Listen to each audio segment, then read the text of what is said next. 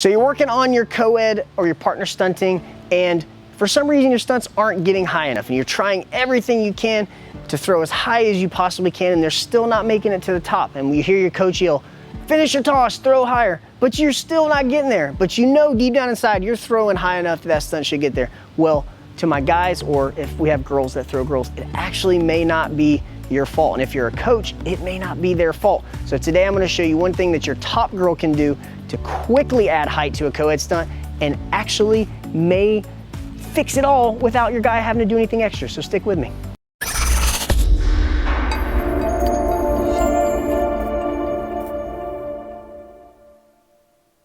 So a lot of times when we're partner stunting, our guys actually are strong enough, they're powerful enough, and they're throwing high enough to get the stunt as high as it can be.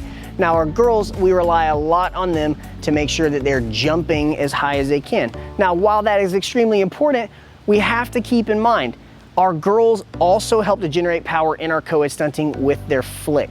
Now, one thing I notice with a lot of stunts that aren't quite getting high enough, or they're like almost there, is our top girl is actually missing one piece that would get the stunt exactly where we want it. Now, we tend to focus on our guys a lot and say they need to throw higher, but one small tweak can make a massive difference with co-ed stunting. In fact, this exact thing happened a couple of weeks ago. We had an athlete that was working on a toss Cupid. The stunt was almost getting to the top, and I could tell he was throwing as hard as he needed to get that stunt to the top, but we were still short a couple of inches, and he was catching here. We made this one tweak I'm gonna show you here in just a second, and the very next time they went, it hit it right to the top, and they have not had a problem getting there since. So what is this secret that we keep talking about? Our top girls need to preload their arms before the stunt, and I'm gonna show you guys exactly what that means. So I've got a flyer with me today. Come on over.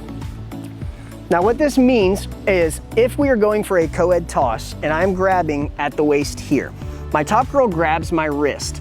Now, if she is holding lightly here, waiting for the toss, that is already showing that we're gonna have an issue getting that stunt to the top. What I want our top girls doing is actually pressing down with their hands, giving pressure here. So go ahead and push down into my hands. So as you can see, if I were to let go of her waist, we would go down. So that preloaded tension before our toss is massively important.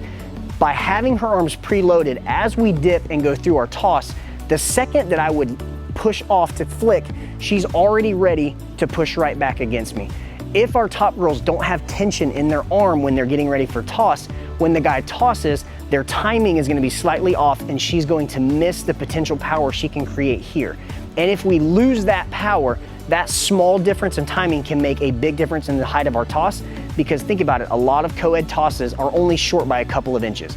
So if we can get just 2 to 3 more inches of height on a toss, that will make a massive difference with whether that stunt hits or if it falls.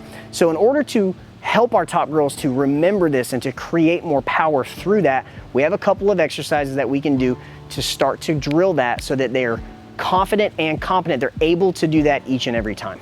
So the first thing we want to do is grab a band. Now here we have a looped band. You can do this with a straight band with handles or with a TheraBand. We just want to make sure that the top girl can grab and hold both ends. So we'll bring our flyer in. She's going to grab both of the ends of the handles. Now what we're going to do is I'm going to apply some tension above her and have her bring her hands down as if she were in a toss position. Now what I want her to do is I want her to preload, holding tension here, feeling like she's about to explode out. Now from there, she's going to create that tension and then press as fast as she can and relax, feel the tension, press as fast as she can, relax one more time, feel that tension, press as fast as she can and relax. So what we're doing here is it's a modified version of a dip, but by having that resistance from the beginning, she's already getting preloaded so that when she goes to toss, we're not trying to immediately jump in and then create that explosion. We want to have it preloaded, ready to go. Now our second exercise is going to utilize mats and is going to be a drill to mimic the actual dip and the toss. Now for this drill, you don't have to have these exact same mats. You can use panel mats that are stacked up. You can use chairs, you can use boxes, really anything that we can separate wide enough for our top girl to get in between.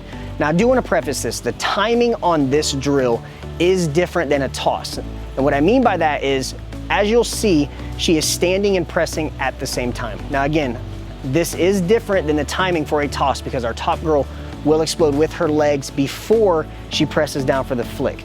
Our goal with this though is to feel power being generated from the legs and the arms at the same time, so that we're getting that tension from the arm, we're feeling a push off through the arms, and we're feeling explosion through the legs. So we'd have our top girl stand between our two elevated surfaces. She's gonna go ahead and squat down, feeling tension in the arms and in the legs. Go ahead and bend down where your elbows are bent.